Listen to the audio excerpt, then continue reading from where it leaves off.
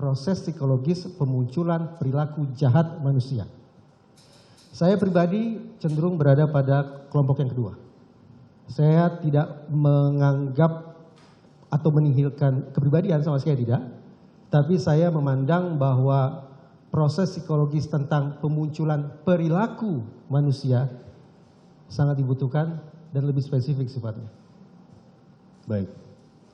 Berarti Ali tadi sampaikan bahwa fokus kepada proses pemunculan perilaku jahat ya, yang tadi Ali jelaskan ya. Kemudian bagaimana menilai apakah seseorang bertanggung jawab atau tidak bertanggung jawab atas perbuatannya? Apakah seseorang itu bertanggung jawab atau tidak bertanggung jawab perlu kita pilah terlebih dahulu.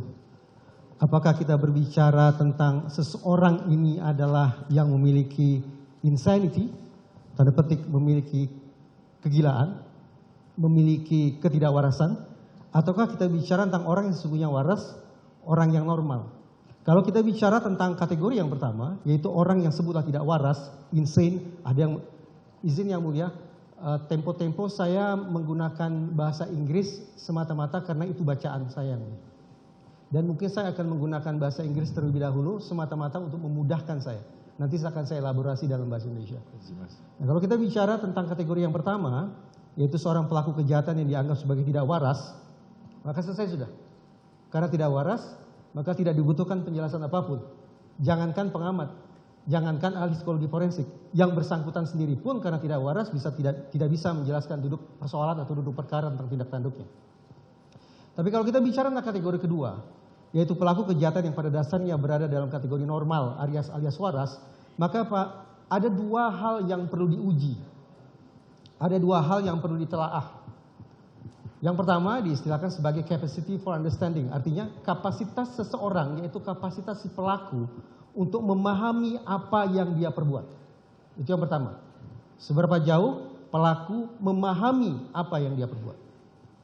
Dan yang kedua adalah istilahnya volitional competence. Seberapa jauh seseorang atau pelaku tersebut berperan dalam aksi yang dia lakukan terkait dengan kehendaknya. Jadi yang pertama sekali lagi berbicara tentang pemahaman dia, tentang tindak tanduk dia, pemahaman dia tentang perilaku jahatnya.